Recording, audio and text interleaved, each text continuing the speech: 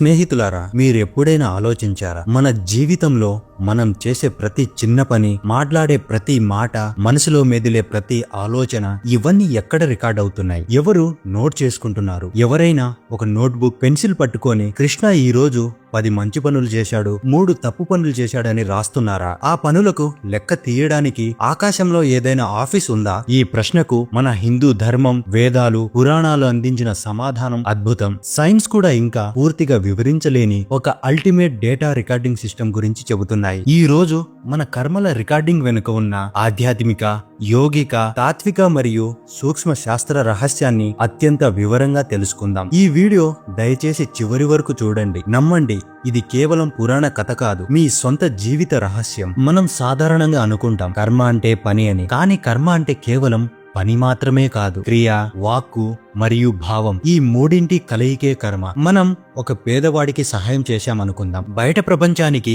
అది మంచి పని, కానీ మన మనసులో నేను గొప్ప అని అందరూ అనుకోవాలనే గర్వం ఉంటే అప్పుడు రికార్డ్ అయ్యే కర్మ ఏది? దానమా లేక గర్వమా? ఇక్కడే మనకు చిత్రగుప్తుని కాన్సెప్ట్ అవసరమవుతుంది. పురాణాల ప్రకారం, ముఖ్యంగా గరుడ పురాణం మరియు బ్రహ్మాండ పురాణంలో చిత్రగుప్తుని సృష్టి గురించి వివరంగా ఉంది. సృష్టికర్త అయిన బ్రహ్మదేవుడు సృష్టిని ప్రారంభించిన తరువాత మానవులు చేసిన కర్మలు లెక్కలు రాసేవారిని సృష్టించమని యమధర్మరాజుకు చెప్పాడు. అయితే కర్మల యొక్క విస్తృతమైన లెక్కలను, సూక్ష్మమైన భావాలను, అసాంఖ్యకమైన జన్మల డేటాను సాధారణ దేవతలు నిర్వహించలేకపోయారు. అప్పుడు బ్రహ్మదేవుడు 11,000 సంవత్సరాల పాటు ఏకాగ్రతతో యోగ సమాధిలోకి వెళ్లి కేవలం తన చిత్తం నుండే ఒక శక్తివంతమైన రూపాన్ని సృష్టించారు. ఆ రూపమే చిత్రగుప్తుడు. చిత్రగుప్తుడు అనే పదంలోనే అతని రహస్యం ఉంది. చిత్ర అంటే కేవలం బొమ్మ లేదా చిత్రం మాత్రమే కాదు. చిత్ర అంటే చిత్తంలో ఏర్పడే ముద్ర అని అర్థం. ఒక జ్ఞాపకం, ఒక ఎమోషన్ యొక్క రూపాన్ని చిత్ర అంటారు. గుప్త అంటే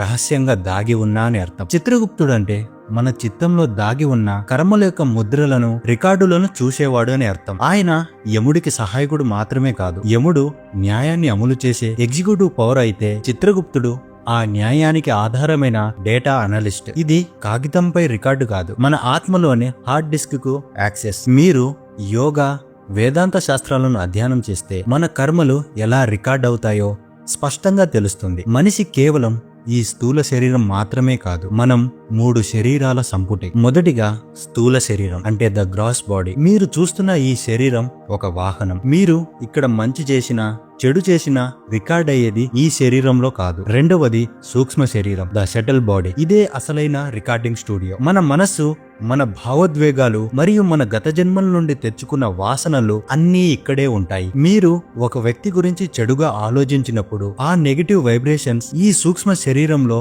ఒక ముద్రలాగా రికార్డ్ అవుతుంది. ఈ సూక్ష్మ శరీరమే మరణాంతరం ఆత్మతో పాటు ప్రయాణిస్తుంది. మూడవది కారణ శరీరం, ద క్యాజువల్ బాడీ. ఇది అన్నిటికీ మూలం.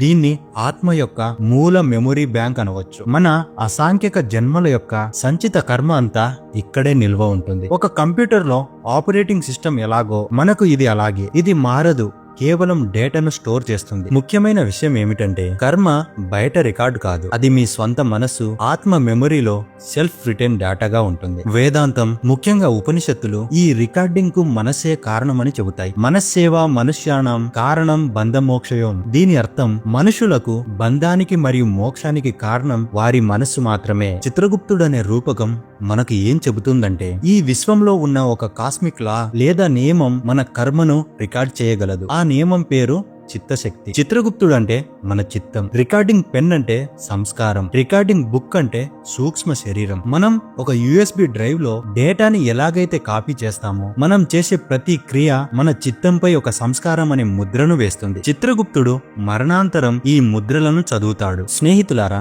మన కర్మ రికార్డింగ్ అనేది చాలా సంక్లిష్టమైన ట్రిపుల్ లేయర్డ్ సిస్టమ్. మీరు కేవలం ఒకరిని తిట్టారు అనుకుందాం, ఇది ఒక పని మాత్రమే కాదు, ఇది 3 రకాలుగా రికార్డ్ అవుతుంది. మొదటి లేయర్ భావం రికార్డ్ అవుతుంది. మీరు ఆ వ్యక్తిని తిట్టడానికి అసలు కారణం ఏమిటి? కోపం, ద్వేషం, అసూయ. కర్మ సిద్ధాంతంలో భావాన్ని కర్మకు మూల బీజం అంటారు. ఒక డాక్టర్ ఆపరేషన్ చేసి కత్తితో కోస్తే ఆ కర్మ వేరు, ఒక రౌడీ కత్తితో పొడిస్తే ఆ కర్మ వేరు. పని ఒకటే, కత్తితో కోయడం, కానీ భావం వేరు. మీరు నోటితో క్షమించు అన్నా మీ మనసులో తప్పు లేదు అనుకుంటే రికార్డ్ అయ్యేది ఆ నెగిటివ్ భావమే. అందుకే మనం ఎవరినైనా మోసం చేయొచ్చు గాని మన చిత్తాన్ని చెయ్యలేం. రెండవ లేయర్ క్రియా రికార్డ్ అవుతుంది. మీరు నిజంగా ఏ పని చేశారు? మాటల ద్వారా, లేదా రాయడం ద్వారా ఇబ్బంది పెట్టారా, నిజంగానే శారీరకంగా హింసించారా? ఈ వాక్కు మరియు కాయం అంటే బాడీ యాక్షన్ ద్వారా చేసిన కర్మ రికార్డ్ అవుతుంది. ఈ రెండవ లేయర్ ద్వారానే మనం బయట ప్రపంచంలో కర్మఫలాన్ని అనుభవిస్తాము. మూడవ లేయర్ ఫలానుభావం రికార్డ్ అవుతుంది. మీ కర్మ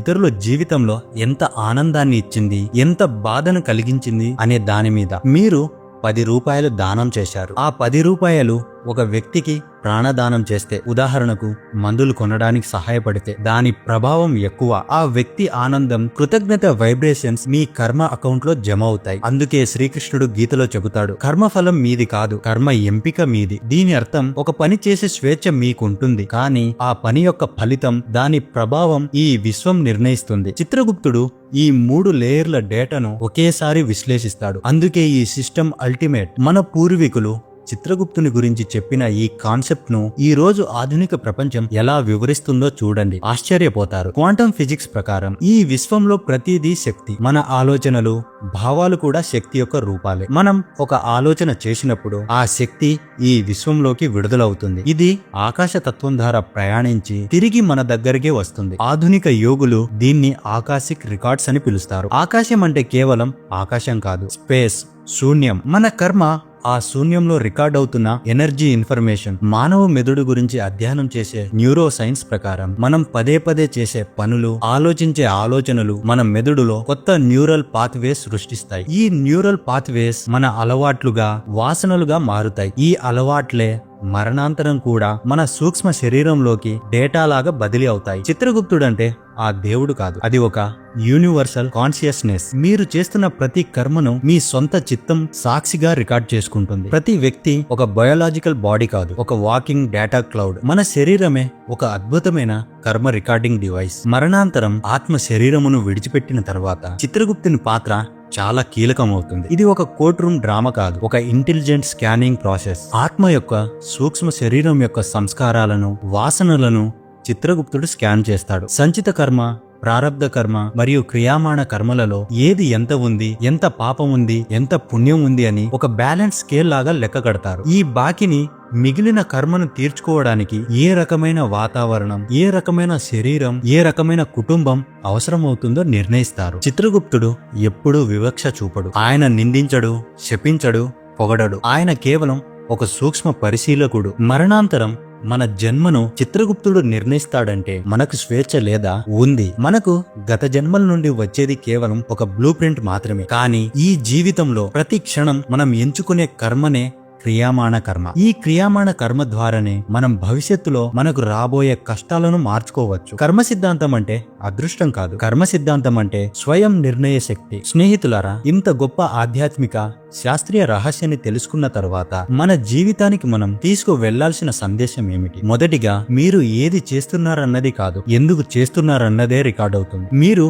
ఒక వ్యక్తికి ఉద్దేశపూర్వకంగా సహాయం చేస్తే ప్రేమ, దయ రికార్డ్ అవుతాయి. మీరు 10 మంచి పనులు చేసి గర్వపడితే ఆ గర్వం రికార్డ్ అవుతుంది. రెండవది, ఏం మాట్లాడారన్నది కాదు, ఎలా భావించారన్నది రికార్డ్ అవుతుంది. మీ నోటి మాటలకు మీ మనసులోని భావాలకు మధ్య వ్యత్యాసం ఉంటే మనసులోని భావానికి ఎక్కువ శక్తి ఉంటుంది. మీ భావం యొక్క వైబ్రేషన్ శక్తివంతమైనది. మూడవది, బయటి చిత్రం కాదు, లోపలి వైబ్రేషన్ రికార్డ్ అవుతుంది. మీరు బయటకు సంతోషంగా నవ్వుతున్నా లోపల విచారంగా ఉంటే రికార్డ్ అయ్యేది ఆ విచారం యొక్క ఎనర్జీ ముద్ర మాత్రమే. మీరు గతంలో చేసిన కర్మకు భయపడకండి. ఈ క్షణం మీరు ఎంచుకునే కర్మ మీ భవిష్యత్తును మార్చగల అల్టిమేట్ శక్తి. చిత్రగుప్తుడు మిమ్మల్ని గమనించడం లేదు, మీ సొంత చిత్తమే మీకు సాక్షి. మీ కర్మను రాసేవారు, ఆ కర్మను చేసేవారు, ఆ కర్మను లెక్కించేవారు, ఆ కర్మ నుండి విముక్తి పొందే అధికారం ఉన్నవారు మీరు మాత్రమే. స్నేహితులారా, మీరు ఏ శక్తి అయితే విశ్వంలోకి విడుదల చేస్తారో ఆ శక్తే తిరిగి మీ జీవితంగా రూపుదిద్దుకుంటుంది. అందుకే